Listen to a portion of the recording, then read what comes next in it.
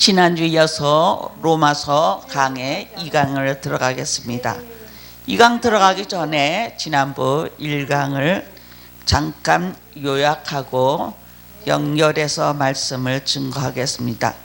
로마서를 통해서 새 생명이 무엇인지, 새 생명 얻은 자의 삶을 어떻게 살아야 될 것을 증거하는 말씀이기도 하고, 이 로마서는 칭의의 복음이라고도 말씀해 주고 있습니다. 이 칭의라 하면은 의롭다 하심을 얻은 것을 말하고 있는데, 이 칭의의 근거는 창세기에 아담이 에덴 동산에서 범죄함을 통하여 그 이제 저 나뭇가지로 이제 얽혀서 나무 뒤에 숨었습니다. 아담아 아담아 내가 어디 있느냐, 내가 벌거벗었으므로 내가 숨었나이다 했습니다. 우리는 범죄하면은 벌거벗어 그 수치가 드러나는 것을 알 수가 있습니다. 그래서 하나님께서는 짐승을 잡아서 가죽옷을 입혀 아담의 수치를 덮어 주셨습니다. 이것이 창세기에서 말하는 칭의의 역사이기도 합니다. 이렇게 칭의를 받은 우리 인간들이 살아가는 모습에 대해서 로마서를 말씀하고 있는데, 이 로마서를 통해서 정말 칭의의 복음이 어떻게 이루어졌는가를 지난번에 이제 설명한 내용 중에서 복음의 성격이 무엇인가, 그래서 복음의 성격은 구약의 선지자들을 통해서 미리 약속하신 것을 증거하는 것이 복음의 성격입니다. 그래서 이 칭의가 창세기를 통해서 첫 번째 역사하듯이 이제 모든 선지자들을 통해서 약속하신 그 말씀을 이제 풀어 설명하는 것이 바로 복음의 성격이고, 복음의 내용은 무엇인가? 복음의 내용은 하나님의 아들이 육신으로 다윗의 혈통으로 오심을 증거하시는 것이 복음의 내용이고, 또한 복음의 내용 중에서 성결의 영으로는 죽었다가 부활하신 하나님의 아들로 인정함을 받아 이제 신성을 말씀해 주고 있는 것입니다. 그래서 복음의 내용은 바로 예수 그리스도와 예수 그리스도의 인성과 신성을 말해주고 있습니다. 그러면 복음의 능력은 무엇을 말하고 있느냐? 복음의 능력은 헬라인이나 유대인이나 모든 이방인들이 바로 하나님의 아들을 통하여서 구원을 받게 하시는 그 은혜를 말하고 있는 것을 말씀해 주고 있습니다. 이같이 복음의 능력을 통해서 우리 같은 이방인도 하나님의 부르심을 받았다는 것을 말해 주고 있습니다. 이런 가운데 정말 사도 바울이 하나님의 소명을 받았습니다. 하나님의 부르심을 받았는데, 하나님의 부르심을 받아서 무엇을 하려고 하시는가? 사도 바울은 하나님의 부르심을 받아 또한 로마에 가서 성도들에게 나아가 복음을 증거하기 위해서 또한 부르심을 받았는데, 이같이 로마에 있는 성도들에게 나가서 어떻게 하기를 원하느냐? 많은 열매를 맺게 하기를 원했고, 또한은 로마를 통해서 온 세상이 복음이 전파되기를 원했다고 말하고 있습니다. 이같이 영적인 은사를 나누어 주어 또한 견고한 신앙을 갖게 하기 위해서 로마에 가기를 간절히 소원한 내용이기도 합니다. 그리고 이같이 같이 나가서 정말 이제 열매를 맺고 또한 신앙에 견고하게 하고 또한 온 세상으로 복음이 전파되기를 원해서 나가는데 또한 서로 피차 복음으로 말미암아 서로 격려함을 받기 위하여 나가기를 원했다고 했습니다. 그럼 복음의 정의는 무엇인가?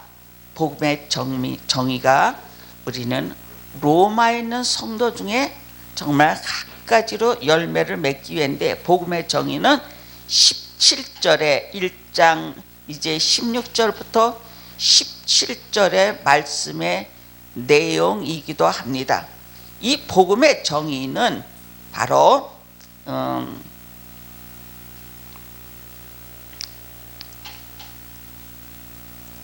복음을 믿는 자에게 구원을 주시는 하나님의 능력을 말해주기 위해서 이 복음의 정의를 말하고 있고, 이 복음을 부끄러워하지 않는다. 이 복음은 모든 믿는 자를 구원에 이르게 하는 하나님의 능력이기 때문에 먼저는 유대인에게요 그리고 헬라인에게라고 말했습니다. 복음은 하나님의 의가 나타나 믿음에 이르게 하는 것을, 복음에는 하나님의 의가 나타나서 믿음에서 믿음에 이르게 하나니 이와 같이 기록된 바 의인은 믿음으로 살 것이라고 지난번에 여기까지 말씀을 나눴습니다. 그러면 오늘은 1장 18절부터 3장 20절까지 인간의 불의에 대해서 말씀을 나누고자 합니다. 본래는 하나님을 알만한 것이 인간 속에 보였는데 인간들이 하나님을 거역한 것을 말하고 있습니다. 18절 하나님의 진노는 진리를 막는 사람들의 모든 불경건과 불의에 대하여 하늘로부터 나타냄을 말하고 있습니다. 이는 하나님을 알만한 것이 그들 안에 밝히 드러나 있기 때문에 하나님께서 그것을 그들에게 밝히 보여주셨다고 했습니다. 이같이 알만한 것을, 모든 것을 밝히 드러냈는데, 모든 창조물을 통해서 밝히 드러냈는데 그것을 알지 못하고 범죄한 것을 말하고 있습니다. 그래서 창세로부터 하나님의 능력과 신성을 피조물에게 보이셨다 했습니다. 세상 창조 때부터 그분이 보이지 않는 것들, 곧 그분의 영원하신 능력과 신성이 그분께서 만드신 만물을 통하여 분명히 드러나게 알게 되었는데 그들은 변명할 수 없다. 이 범죄한 상태의 사람들은 정말 알만한 것이 창세로부터 이제 하나님께서는 드러내 보여주셨는데 그것을 이제 변명할 것이 없다고 말했습니다. 그러면 인간의 타락의 상태는 어떤 상태인가? 하나님을 영화롭게 아니하고 미련한 마음이 어두워졌다고 말했습니다. 그들은 하나님을 알면서 하나님께 영광을 돌리지 않고 감사드리지도 않았으며 오히려 생각이 허망하여지고 그들의 어리석은 마음이 어두워졌다고 말했습니다. 그들의 마음이 어두워졌기 때문에 하나님을 영화롭게 안 했다고 했습니다. 인간의 제일의 목적은 하나님을 영화롭게 하는 것이라고 우리가 고백하고 있습니다. 그래서 이 제일의 목적을 어그러뜨렸습니다. 이같이 하나님의 영광을 또한 썩어질 형상의 우상으로 바꿨습니다. 이게 타락한 상태들은 이같이 하나님의 영광을 썩어질 형상으로 바꿨다고 했습니다. 그들은 스스로 지혜 있다고 하나 어리석게 되어 불멸의 하나님의 영광을 멸망할 사람과 새와 짐승과 기어다니는 동물의 형상으로 바꾸었다 그랬습니다. 그래서 우리가 모든 형상에게 뭐합니까? 비나이다, 비나이다.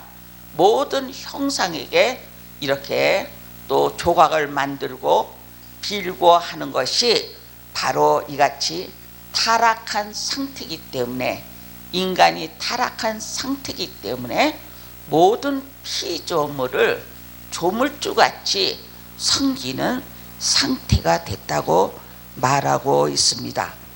또한 타락한 상태는 어떤 상태냐? 버림받은 상태가 된다고 했습니다. 어떻게 버림을 받느냐? 하나님께서 마음의 정욕대로 더러움에 내어버려 두신다고 했습니다. 하나님께서는 타락한 상태를 버림받게 하신다고 했습니다. 이 버림받은 상태가 마음의 정욕대로 더러움에 내어버림으로, 그러므로 하나님께서 그들을 자기 마음의 정욕대로 살도록 더러움에 내어버려 두며 그들이 서로의 몸을 욕되게 하였다.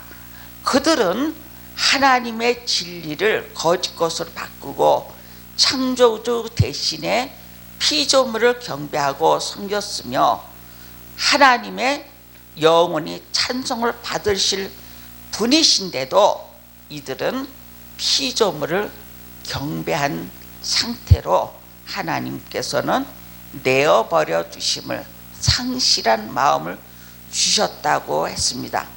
26절에서 27절에 보면은 하나님께서 저희를 부끄러운 욕심에 내어버리셨다 그랬습니다. 어떤 부끄러움의 욕심으로 내어버렸습니까?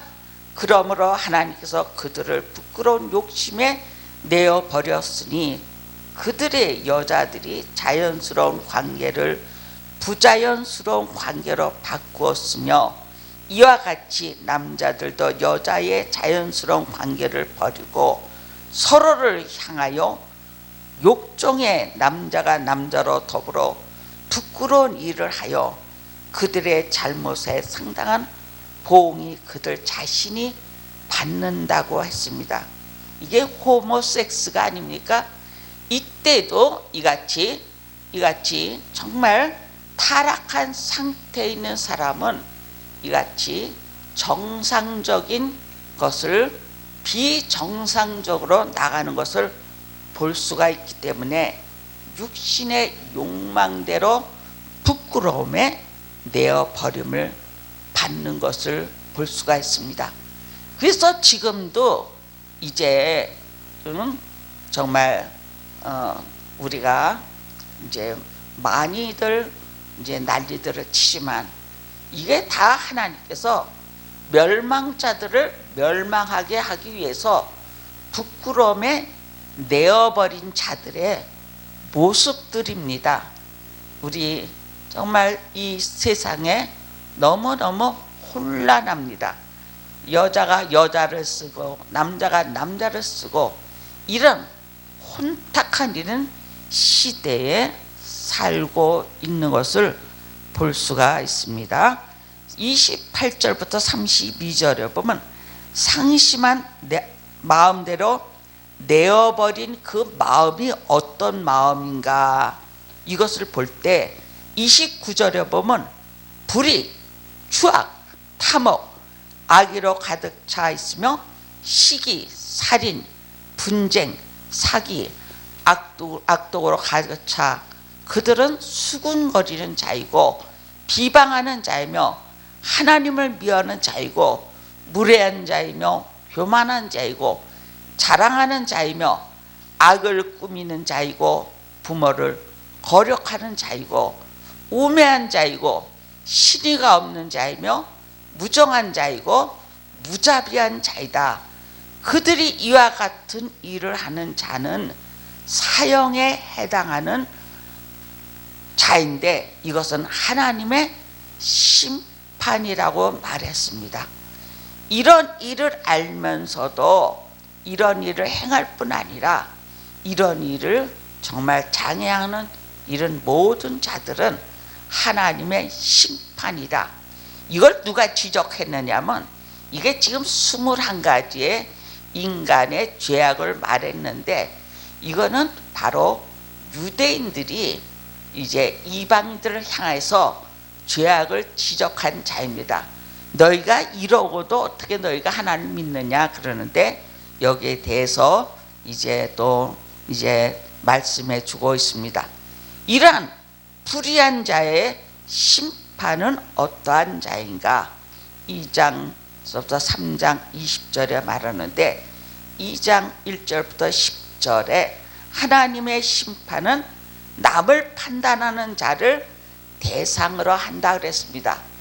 너희가 이렇게 21가지의 이런 불의한 행동을 한다고 판단한 자들이 누구냐 하면은 유대교인들이었습니다. 유대인들이 말했는데 이러므로 남을 판단하는 사람아 내가 변명할 수 없음은 남을 판단하는 그것으로 내 자신을 정죄하는 것이니 이는 남을 판단하는 내가 같은 일을 하기 때문이라고 말했습니다. 그래서 유대인도 이같이 정말 이방인들의 죄악을 판단했는데 같은 일을 같이 죄악을 빠져가는 것을 볼 수가 있습니다. 제가 어떤 분이 이런 얘기를 해요. 우리가 잘못된 유행, 이런 유행을 뭐 하면서 욕하면서 따라간다 그러더라고요. 그 유행을요. 그래서 욕하면서 따라간다. 이걸 볼 때 잘못된 판단을 하는 사람들이 이 판단을 하면서 자기도 따라가고 있다 그거예요. 이게 인간이 상실한 상태의 심령이기 때문에 그랬다. 그래서 우리가 판단하지 마라. 그래서 우리가 보편적인 판단을 얘기하고 있지만은 이것은 보편적인 판단이 아니라 영적으로 이같이 죄악의 무리들을 말해주고 있기 때문에 이러한 죄악들이 다 뭐냐면 너나 나나 다 할 것 없이 다 같이 물들어 있는 우리 이때 이런 사람들을 향하여 주님이 불러주셨다는 것을 우리가 깨달아 정말 알아야 될 것입니다. 이같이 판단하는 것을 말해줬는데 이런 행동을 하는 사람들의 정말 심판의 대상이 누군가? 남을 판단하는 자를 대상으로 하였는데 그러므로 남을 판단하는 사람아 내가 변명할 수 없음은 남을 판단하는 그것으로 내 자신을 정죄하는 것이니 이는 남을 판단하는 내가 같은 일을 하기 때문이라고 했습니다. 이같이 심판의 대상이 이방인만 아니라 바로 판단하는 유대인 너도 마찬가지라고 하는 것을 이제 사도 바울은 지적하고 있는 것입니다. 이런 일을 하는 자는 판단하면서 같은 일을 하는 사람아 내가 하나님의 심판을 피할 줄 아느냐. 판단하면서 같이 따라서 같이 자기도 한다 그랬어요. 아까 유행도 욕하면서 따라서 한다 하듯이 이렇게 잘못된 일도 이제 판단하면서 같이 자기도 그 일 속에 들어가는 것을 말하고 있습니다. 이런 일을 하는 자는 판단하면서 같은 일을 하는 사람아 내가 하나님의 심판을 피할 줄 아느냐. 너도 똑같이 하나님의 심판의 대상자다. 그러니 남을 판단하지 마라 하는 이런 말씀을 하고 계십니다. 하나님께서는 인자를 멸시하는 자에게 또한 심판하신다고 했습니다. 하나님의 인자하심이 너를 인도하여 회개하게 하심을 알지 못하고 그분의 인자하심과 용납하심과 오래 참으심의 풍성함을 멸시하는 것이냐.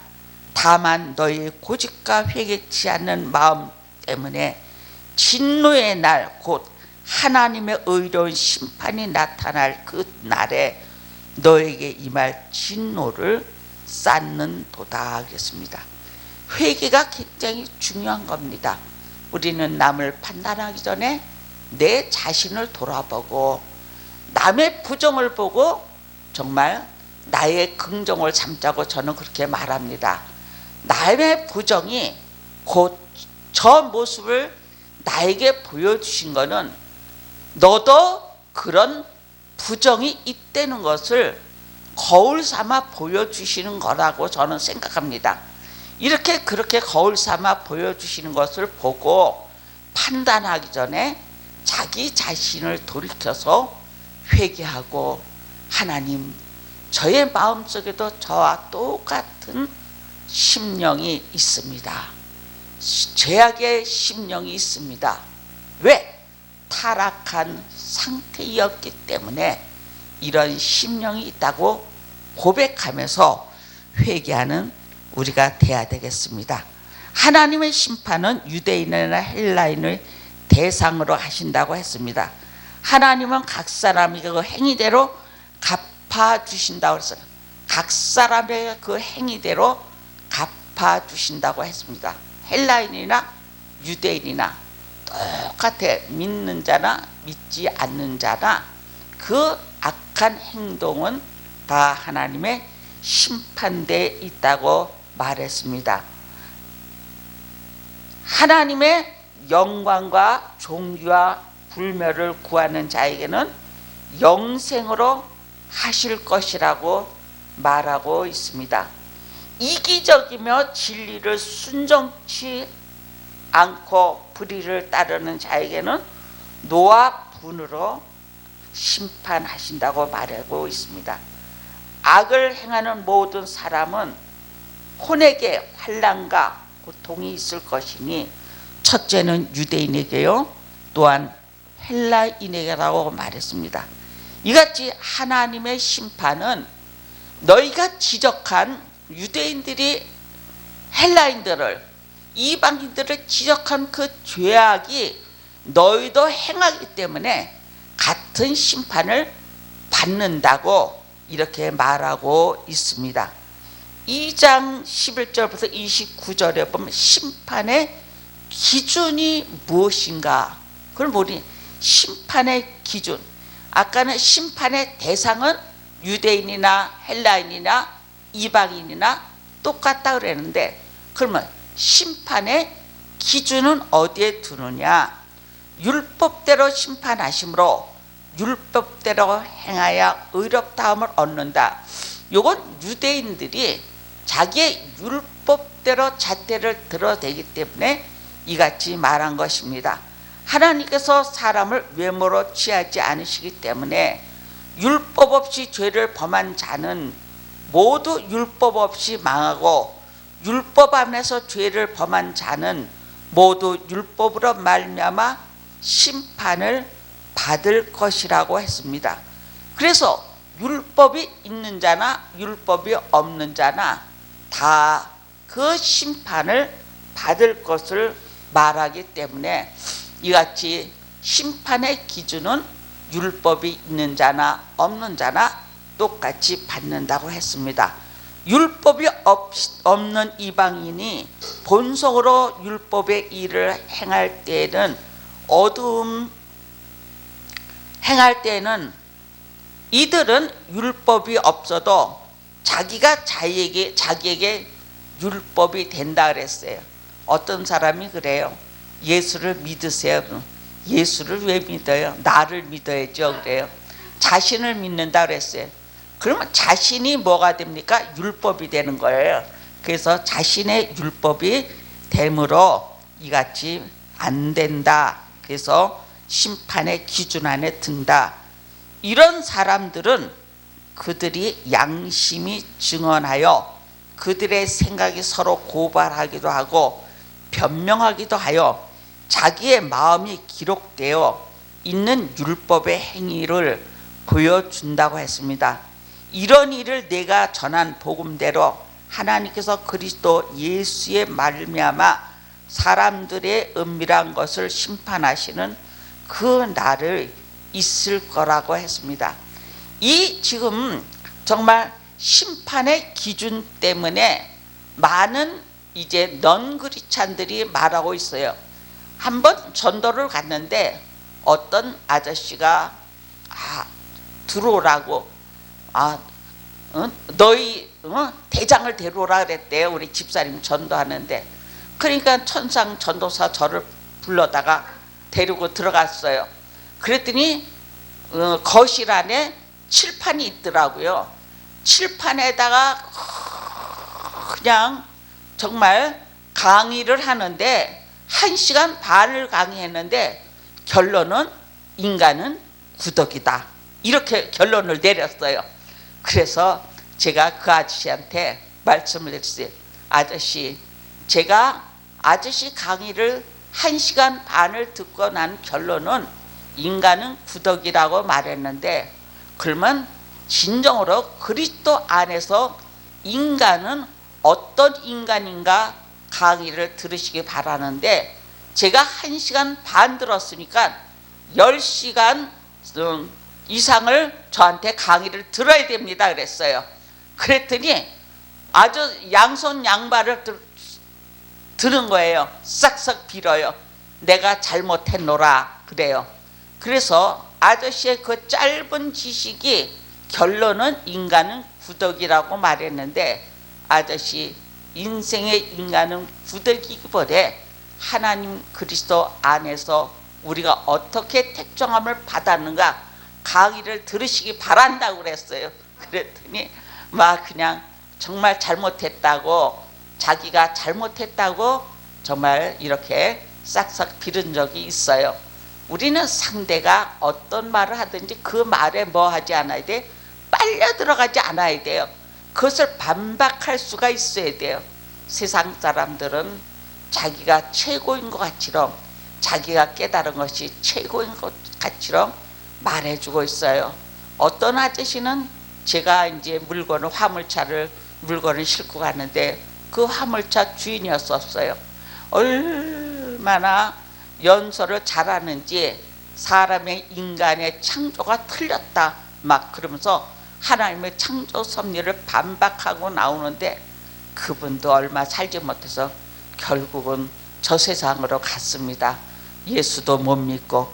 우리 이렇게 반박하고 정말 심판 아래 들어가는 사람들이 얼마나 많은지 모릅니다. 그것이 바른 건 줄 알고 잘못 선택했기 때문입니다. 율법을 행하지 않고 범하는 유대인에 대하여 책망했습니다. 율법을 행하지 않고 범하는 유대인들, 내가 스스로 유대인이라 하고 율법을 의지하고 하나님을 자랑하며 율법으로 가르침을 받아 하나님의 뜻을 알고 지극히 선한 것을 분별하며 또한 너의 눈먼 자의 인도자이고 어둠 속에 있는 자의 빛이라고 말했습니다. 율법 아래 있는 자는 율법 때문에 하나님을 자랑합니다. 우리는 율법을 하나님 앞에 받은 자로서 우리는 율법을 행하는 아주 건전한 하나님의 백성이라고 했는데, 이런 자들을 눈먼 자의 인도이고 어둠 속에 있는 자이라고 사도 바울은 아주 적나라하게 말하고 있습니다. 어리석은 자의 교사이고 어리석은 선생이고 스스로 믿고 있다. 이는 내가 지식과 진리의 구체적인 표현을 율법 안에서 가지고 있기 때문이다 그랬어요. 그런데 다른 사람을 가르치는 내가 내 자신을 가르치지 않느냐?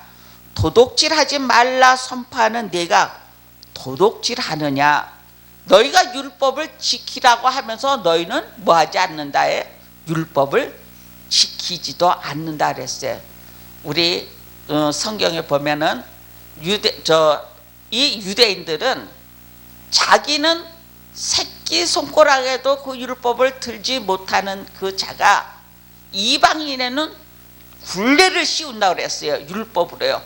이같이 유대인들은 자기는 행하지 않고 이방인들에게 모든 굴레를 씌우는 것을 볼 수가 있습니다.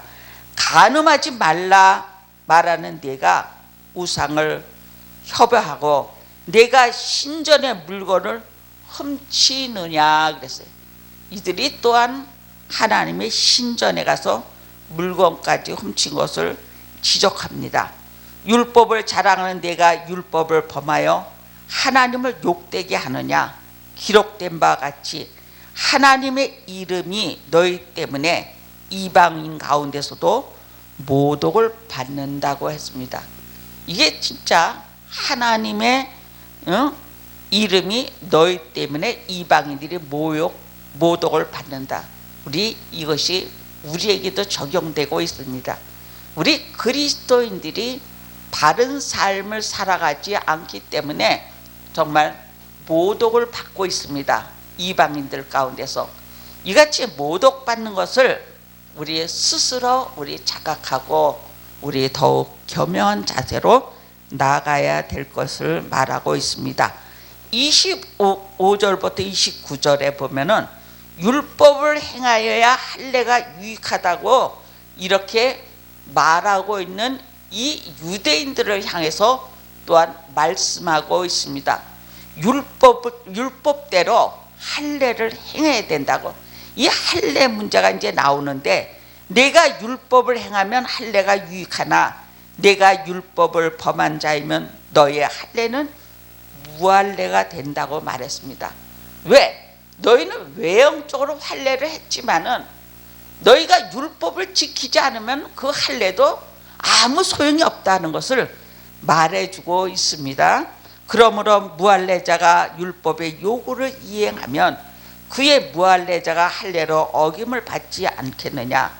본래 무할례자가 율법을 지킨다면 의식법은 문자와 할례를 소유하고도 율법을 범한 너를 심판하지 않겠느냐 그랬습니다. 할례를 행했다고 율법을 지킨다고 했지만은 이런 의식법을 행했다 하지만은 너희가 할례의 소유자이지만 율법을 범하면 이것은 심판의 대상이 된다고 말하고 할례에 대해서 말했는데 표면적인 유대인이 아니며 표면적 육신의 할례도 참 할례가 아니다. 오직 내면적인 유대인이 유대이며 의식법은 문제에 의해서 아니라 성령에 의해서 마음에 받은 할례가 참 할례이다. 이런 사람에게는 하나님께로부터 칭찬을 받는다. 어떤 사람이 칭찬받아요? 마음의 성령의 할례를 받아야지만 칭찬을 받는다고 말하고 있습니다. 이같이 할례 문제에서는 이제 다음에 다룰 때 또 다루겠습니다. 그래서 할례는 어디에 하라? 마음에 하라. 육신의 의식법으로 하지 말고 할례는 마음에 하라고 말하고 있습니다. 그러면 심판의 목적이 또 있습니다. 우리가요, 심판의 목적이 있는데 하나님의 심판은 참되심을 나타내려는 것이다. 그러면 유대인의 나은 점이 무엇이며 할례의 유익이 무엇이냐? 모든 면에서 많이 있으나 첫째는 그들이 하나님의 말씀을 받았다는 것이다. 그러나 어떤 이들이 믿지 아니한다면 어떻게 되겠느냐? 그들의 믿지 않는 것이 하나님의 신실하심을 패하겠느냐 그랬습니다. 이같이 할례를 행하면서 말씀을 받았다 하고 이렇게 말하지만 너희가 그 율법을 행하지 않으면은 너희는 하나님의 신실하심을 패하는 자나 똑같다고 말하고 있습니다. 그렇기 때문에 하나님의 목적은, 하나님의 심판은 하나님의 의를 나타내려 하심이라 그랬습니다. 우리의 불의가 하나님의 의를 드러나게 한다면 우리가 무슨 말을 하겠느냐? 내가 사람들이 말하는 대로 말하는데 진노를 내리시는 하나님께서 불의하시다면 결코 그럴 수 없다. 만일 그렇다면 하나님께서 어떻게 세상을 심판하시겠느냐? 그러나 나의 거짓으로 말미암아 하나님의 진실하심이 더 풍성하여 그분의 영광이 되었다면 왜 내가 여전히 죄인처럼 심판을 받아야 하느냐?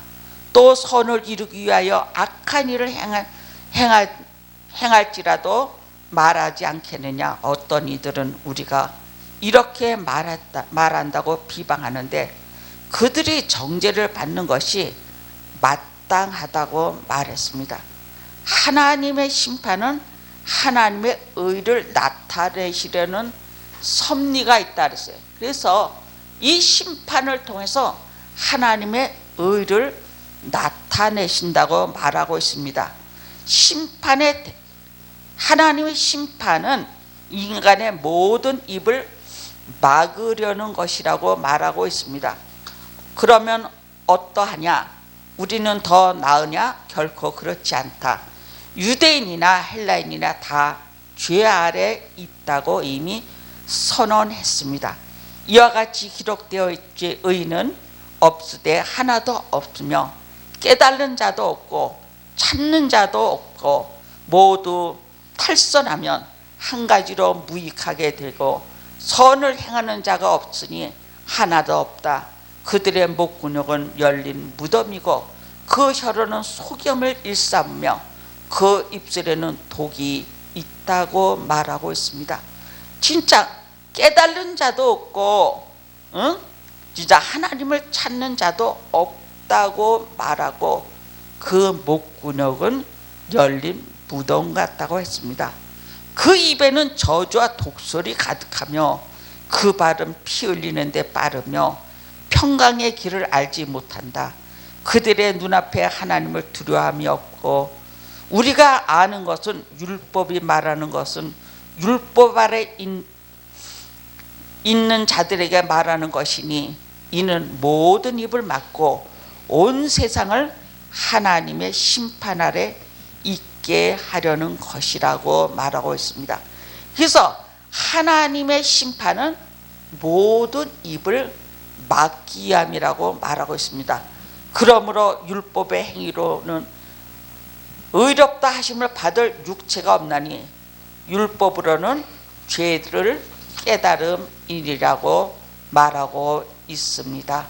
이같이 오늘 여기까지 이제 말하고 이제 하나님의 심판까지 말하고 다음 시간에 하나님의 의에 대해서 3장 21절부터 11장까지 나갔는데 또 구별해서 말씀을 나누겠습니다.